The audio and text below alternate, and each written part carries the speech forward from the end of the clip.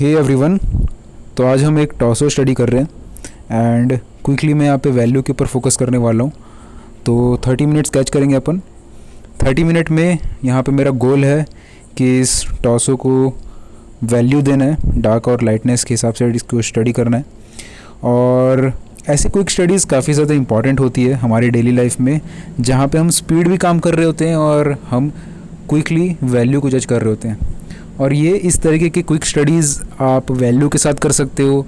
आप कोई दूसरा मीडियम इस्तेमाल कर रहे हो लाइक वाटर कलर या इंक इस्तेमाल कर रहे हो, उसके साथ भी कर सकते हो। ड्राइंग करते समय भी, स्केचिंग करते समय भी हम इस तरीके के टाइम लिमिट सेट करते हैं जहाँ पे हम कम समय में एक स्टडी कर रहे होते हैं। तो यहाँ पे मेरा फोकस है कि मैं डार्कनेस और लाइटनेस देखो, और यहाँ पे मैं ग्रे स्केल पे काम कर रहा हूँ। सिर्फ मैंने ब्लैक, वाइट और रॉ अंबर का पेंट लिया हुआ है और यहाँ पे बस मैं डार्कनेस और लाइटनेस देख रहा हूँ। Main thing is to focus on values. And इस टाइम लिमिट को सेट करने के पीछे एक मकसद रहता है कि हम क्विक स्टडी करें और हमारा दिमाग जल्दी जल्दी चले।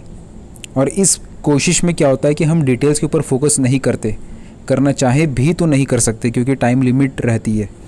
तो ये हमें फोर्स करता है पैच में काम करने के लिए, पैचेस देने के लिए, और उन पैचेस में ही हमें शो करना रहता है कि हम क्या स्टडी कर रहे हैं।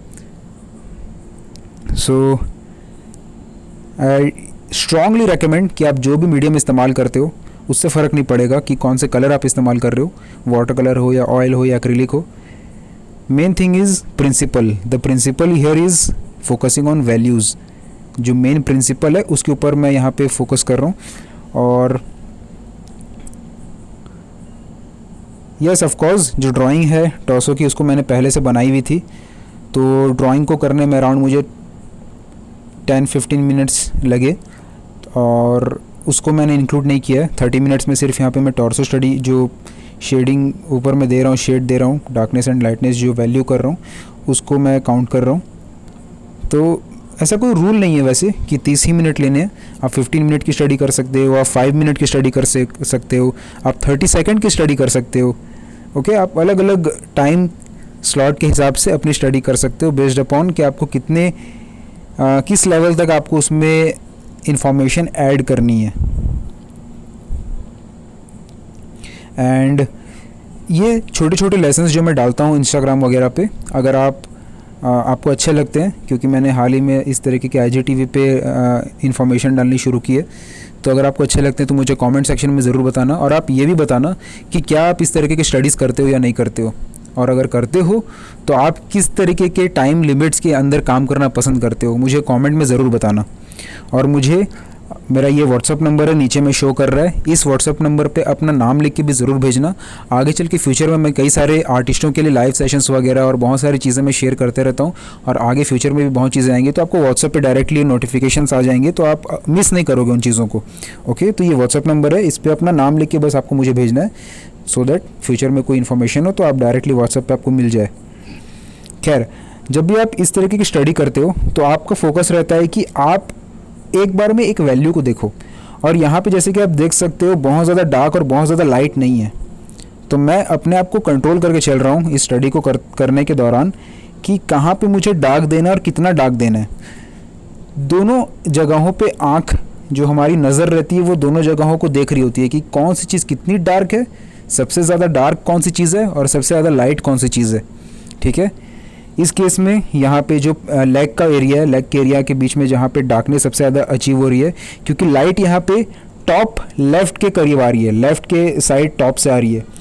तो इस चीज़ में हमें ध्यान देना होगा कि कौन सा पार्ट सबसे डार्क एरिया के अंदर आ रहा है और कहाँ पे लाइट आ रहा है, तो उससे हमें फॉर्म मिलता है, एक वॉल्यूम मिलता है।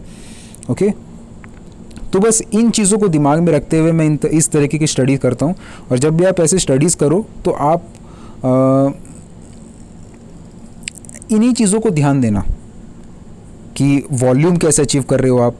ऑब्वियसली पहले आपको ड्राइंग स्ट्रॉन्ग करना है, ड्राइंग स्ट्रॉन्ग करने के बाद आपको वैल्यू के ऊपर काम करना है। कभी कभी हम कलर स्टडी भी करते हैं, तो अलग अलग केस में अलग अलग स्टडीज़ होती हैं।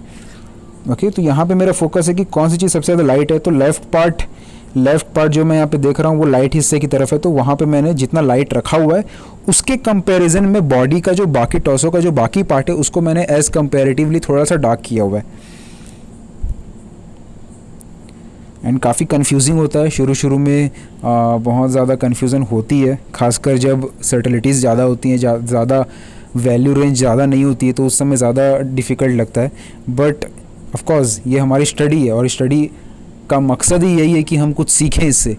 तो जब भी इस तरीके की स्टडीज़ मैं करता हूँ तो कोशिश यही रहती है कि मैं अपना बेस्ट दे सकूँ। तो आप भी जब इस तरीके की स्टडी करो, कोशिश करना कि अपना बेस्ट दो। नो प्रॉब्लम, कोई रॉन्ग हो, कोई गलती हो, कोई कन्फ्यूज़न हो, आपको बार बार रिपीट करना है, सीखते जाना है, जितना सीख सको उतना सीखना है और अगेन उसको दोबारा से करके देखना है। एंड हर बार जब आप नई तरीके की स्टडी करते हो तो इस प्रोसेस में मज़ा भी बहुत आता है, क्योंकि हम चैलेंज लेते हैं। और as an artist I can understand, I can feel कि आप सभी को, जो भी आप अभी देख रहे हो, आप सभी को इस तरीके के चैलेंजेस जब आप लेते होगे अपने आर्टवर्क को करते समय, तो आपको भी बहुत मज़ा आता होगा। गलती होने का एक डर, गलती हो जाने का एक जो मन में फीलिंग बने रहती है, सही होगा कि नहीं होगा, ये दिमाग में चलते रहता है। उसके साथ साथ जो ये थ्रिल मिलता है कि जो हम कर रहे हैं, तो इन सब के इस माहौल के बीच में जो मज़ा है वो बहुत ज़्यादा आता है। तो इसको एंजॉय करना, इस पूरे प्रोसेस को, इस प्रोसेस से सीखते भी जाना जितना सीख सको, और उसको दोबारा इम्प्लीमेंट करते जाना। टाइम के साथ साथ चीज़ें क्लियर होती जाती हैं।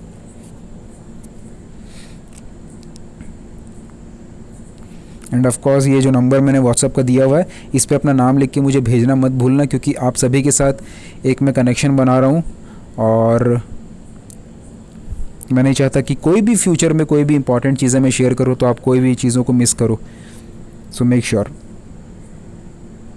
और यहाँ पे जैसे कि आप देख रहे हो, मैं ऑयल पेंट का इस्तेमाल कर रहा हूँ एंड कम्प्लीटली आला प्राइमर टेक्निक का मैं इस्तेमाल कर रहा हूँ। कोई भी मैं लेयर वाइज काम नहीं कर रहा हूँ, सेम सेटिंग में, क्योंकि ऑब्वियसली 30 मिनट का मैंने यहाँ पे खुद को टाइम दिया हुआ है, तो 30 मिनट के अंदर मुझे कंप्लीट करना है। तो यहाँ पे लेयरिंग का सवाल ही नहीं आता।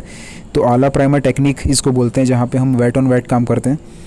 तो यहाँ पे बस मैं क्विकली एक स्कल्पचर के हिसाब से दिमाग में रखते हुए, एक स्कल्पचर को दिमाग में रखते हुए कि कैसे एक फॉर्म बन रही है, उसको दिमाग में रखते हुए यहाँ पे बस मैं पैचेस लगा रहा हूँ।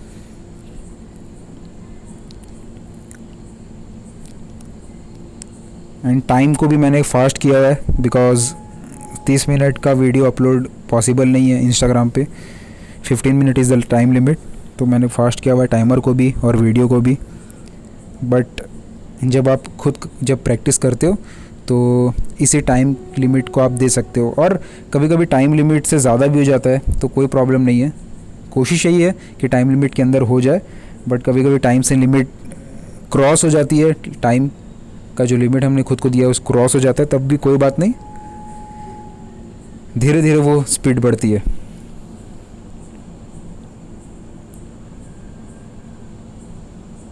और यहाँ पे क्योंकि ये जो बॉडी को मैंने ग्रे स्केल में किया है और लाइट पार्ट बहुत ज़्यादा है, इसलिए मैंने बैकग्राउंड को थोड़ा सा डार्क किया, ताकि जो मेन हमारा फिगरेटिव है उसके ऊपर ज़्यादा फोकस आ सके।